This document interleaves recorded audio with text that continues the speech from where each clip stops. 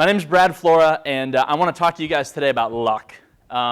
Luck is something that I've been thinking about a lot lately, and when I heard about this chance to speak today and how the focus was on moments in which things changed, I thought about times in my life when something massively lucky occurred. And I thought it'd be kind of interesting to think about that. And the more I did, the more I found things that I wanted to share with folks. So, luck. I'm going to tell you that luck is a function of generosity. And while you can't control your luck, you can control the flow of generosity in your life, and that's a pretty cool thing. So what is luck? Luck, also called fortune, fortuity, it's something that every culture has a concept of in some way. But across all cultures, there's kind of three things that are common. One is the idea that luck can be good or bad. All right, so everybody kind of has that concept across cultures on the planet. The next is the idea that luck involves chance or randomness. And the third is that luck is a personal thing, and that it pertains to things that happen to us, to people. Now, for the purpose of our talk, we're going to look at luck as a way of understanding a personal chance event. So this is a way of understanding something that happens to you that seems random or that chance was involved. And more specifically, we're going to be talking about those life-changing events, those lucky breaks that helped alter the path of your life from one trajectory to another. And the reason why I wanted to talk about this is because I think that's something that all of us share in common. We all have some big goal or some pursuit that we're deeply passionate about, something that we want to see happen, and something that we want to be a part of in our lives. And it's something that we feel like we need to get lucky to pull it off. It's a bit of a long shot, and that's something that all of us have in common. So for me, I had two things like that happen in my life. The first was 10 years ago when I escaped the cornfields and barren winters of suburban Michigan to get into Princeton University. And so that year, I was one of 550 students that applied regular decision back when they had regular and early decision. And if you know anything about college admissions, you know that applying regular decision to an Ivy League school is suicide. And so there was a 4.6 acceptance rate for students then, and I happened to be one of them. And it was pure luck. And I'm going to explain how I know that because I worked as an admissions officer afterwards, so I know that it's a total crapshoot. The second big luck event that happened in my life happened about a year ago. And that's when I went from a guy here in Chicago running a website called Windy Citizen. It's a local news website. You can follow it on Twitter, @WindyCitizen. We've got about 13,000 followers. And it was a bootstrapped local media company that I was running, and it was struggling. And then all of a sudden, I won this international news contest, and I had $180,000 that I could use to start a new business with, using all the cool stuff that I'd learned while running Windy Citizen. I was one of 10 winners out of 2,300 people that applied around the world, and again, total crapshoot, just pure luck. So this is important to me because these things happen to me, and I've always wondered, like, what do I make of this stuff? How did it happen? How can I make it happen again? 10 years? No, I want every year, every 5 years. Come on, hook me up, luck. So where does luck come from? All right, it's really easy to look at things like this and feel like it's just pure chance. And there's a lot of chance involved in the big things that happen in your life. But it's not all chance. It's not 100% chance. It's not 100% random. And what I'm going to talk about today is that luck is a function of generosity. Now, this is a phrase that I heard in a very strange context. The person who said this to me was Ashton Kutcher, the actor. And even the context in which he said it was even stranger. I overheard him saying this at a bar at South by Southwest 2010. I went to a meetup hosted by Y Combinator, the startup incubator, and he was there talking to Paul Graham about startups and what makes startups successful and what makes some startups fail. And Paul Graham, who knows everything about startups, said that there are three things that make any big project like that successful: the team, the opportunity and the market for their idea, and then luck. And he said that the startup community has figured out how to control for the first two. They can find good people, they can work on good ideas. But the third thing, luck, who knows? You can't control that. And Ashton Kutcher, bless his heart, disagreed and said you can control for luck. Luck is a function of generosity. And I was standing there chewing on a sandwich just listening to these two guys talk, and I heard that and I thought, well, that's kind of interesting. What does that mean? So I get my phone out, I Google it. I was sure he swiped it from some philosopher. No, there's no record of it anywhere on Google. So I don't know if he was just babbling or what, but I've thought a lot about this. And it's been really helpful because when something is a function of something else, what that means in math is that the value on the left is determined by the value on the right. And what's really awesome about phrasing it in this way is you're not explaining the equation. You're not saying what kind of generosity or how it works is creating the luck for you. Just that the amount of generosity in your life and in your pursuits determines how lucky you get. And that's really cool because we're not demystifying a mysterious process. We're not trying to say that we understand something we can't understand. But we do know that one component is generosity. So I want to walk through these 2 lucky breaks in my life and show that there's a bit of a pattern that you can observe, but just look at how the generosity of other people kind of helped make them come about. So the first, my dad, who gave me direction. And my dad is the guy that said, you should apply to Princeton. And at the time, it just seemed like a random thing. It was like an idea that he had. But in reality, this was the result of 18 years of simmering, festering anger that he had over when he was in the Army. They assigned him to teach an ROTC class at Princeton. He was all excited to match wits with these East Coast intellectuals. And then Princeton said that they only let people teach there who had PhDs. My dad did not have one yet. So instead, the Army moved him to University of Wisconsin, where I was born. So I was almost born at Princeton. And my dad was mad about that for 18 years. So I did not understand this at the time, but I was, in fact, a carefully hatched revenge plot created by my father to unleash upon the East Coast intellectuals. So when I said, I don't know where I want to apply to school, Dad, he said, oh, you should apply to Princeton. I've heard good things about that place. Thanks, Dad. Next, my mom. So my mom was extremely generous and invested a lot in me in helping me have the skills and qualifications to get into a college like that. She signed me up for tennis lessons, art lessons, language lessons, ice skating lessons, dance lessons, any kind of lesson, piano lessons, any sort of thing that you could think about. She wanted me to explore any possible thing I could be passionate about, to learn how to learn stuff, which she thought was extremely important. And along the way, teachers and the members in the community in our small town in St. Joseph, Michigan, helped give me the social proof that got me in the door there. So I had all these great teachers that wrote letters of recommendation on my behalf very generously, and then members of the community.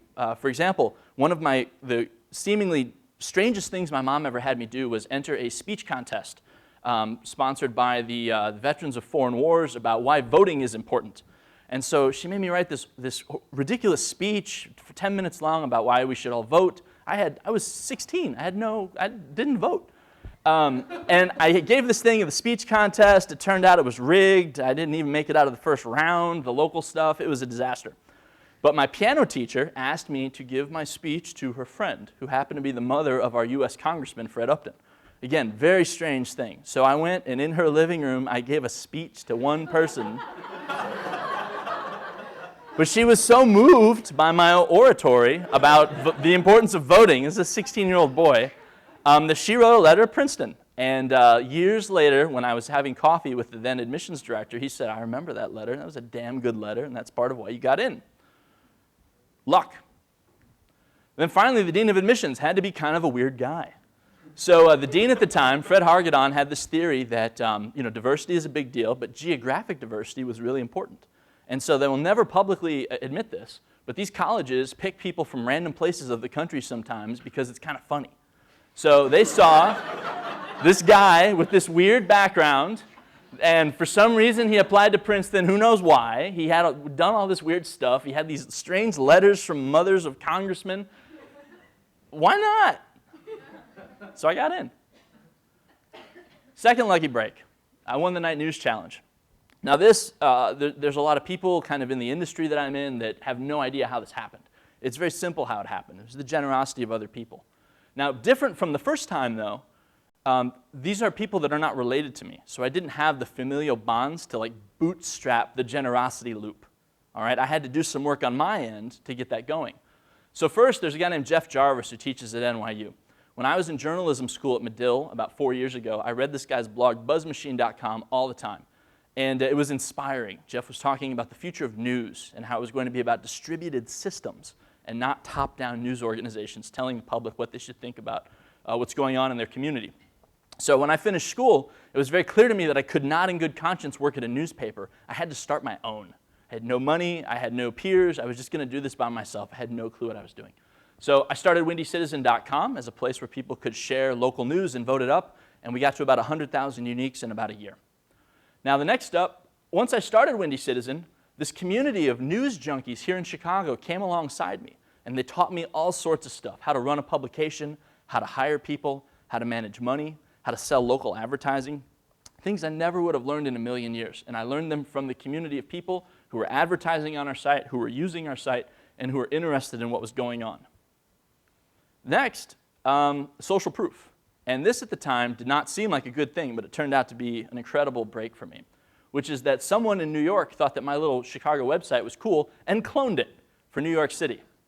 And then asked for my advice on how they should run their ripoff of my site in New York City. And so I went and looked back at that email, and I never did write that person back, because I'm a bad person maybe. But anyway, I was really bummed out about this, because I thought, you know, I want to be the guy that takes my ideas to a place like New York. Like, I'm doing this is like my off-Broadway thing in Chicago, and I'm going to New York. But this person beat me to the punch, and I was really bummed out about it. But it turned out that that person was generous enough that when the New York Times called them to ask about the site, they said, well, you know, I stole this from Chicago, from this Brad Flora guy. So suddenly, I made friends with Jennifer Lee, who's a reporter for the New York Times, who was interested in this nyc.is, and suddenly transferred her interest over to me. So the next thing I know, I'm on the phone with this reporter from the New York Times, and she's asking me questions about what I'm doing and how long I've been working on this, and she's impressed that I'm making money, that the site's growing, that we're building this local news junkie audience in Chicago. And she says, you know, I'm the head judge of the Night News Challenge, and you should apply. And I said, well, that's great, because I applied the last 2 years, and you rejected me both times. Thank you very much. Why would I do it again? And she said, you should apply again. I think what you're doing now is really cool. So submitted an application again, my third time. I got to the finals, and again, I wasn't even going to apply because I'd been rejected before. But this combination of all these people reaching out to me got me to the finals. And there I had to get lucky again. There were 25 people in the last round. They were going to pick 10, and every one of the judges hated my application. They hated my application. I had a group interview with them over the phone, and right before it, I got a note from Jenny telling me, just want to let you know, we hate your application, and we're just doing this as a formality. We did the interview, did not go well. I went to the bar. I'm at the bar, drowning my sorrows, and I get a phone call from Jenny, and she says, look, we've got a problem. I think you can help us with it. We've just had an unrelated vote saying that next year's contest is going to have an emphasis on new business models for the news industry. And out of our 25 finalists, you're the only one that's making a dime off of anything that you're doing. So if you can kind of rewrite your proposal to being less about the content on your site and more about some of the cool local advertising techniques that you've cooked up, you'll win. So I did that weekend. Suddenly I had a new proposal about how I was going to help newspapers across the country do the kind of advertising things that we've been doing on Windy Citizen for 2 years, and they gave me $180,000. So again, pure luck. Just one thing after another. People reaching out to me, factors totally out of my control, helping amazing things happen in my life. It's very humbling. So generosity flows from generosity. What I have seen through thinking about these two things is that the people, especially with the Windy Citizen situation, who came alongside, who helped me, that convergence of help and assistance that appeared, came because I first stepped out and created this community where all these people could connect and talk about local news. So in the years since then, we've grown the company. We now have a small team. We're working with about 400 newspapers around the country. But because of my own experiences, I make sure that anytime I meet an entrepreneur who I can help, I do, because I'm desperate to initiate the next generosity loop that's going to help take us to the next milestone. And I understand that it's not going to happen through anything that we do, but it's going to happen through helping other people who then can kind of see how they can help us and how they can make it happen for us. So whatever it is that you're working on today, whether it's a social problem, you're trying to get a relationship, or you're trying to make friends with someone, whether it's a professional problem where you want to build your business or get a raise or a promotion, whether it's an intellectual problem where there's some idea that you're trying to figure out. If you're pursuing it diligently, awesome. That's great. Keep doing that. If you're pursuing it intelligently, awesome. Keep doing that. But are you pursuing it generously? Are you making sure that as you go about that pursuit, you are giving more than you're taking? And I encourage you to think about that and ask yourself if that's the case. Because if it's not, you're going to miss out on that generosity loop that's going to help you get where you need to go. So to recap, a few things I want you to remember. Luck is real. It is a function of generosity from other people who make things happen for you. That generosity flows from your own generosity to the people you encounter while you're on your pursuit. So pursue your passions generously. Good luck.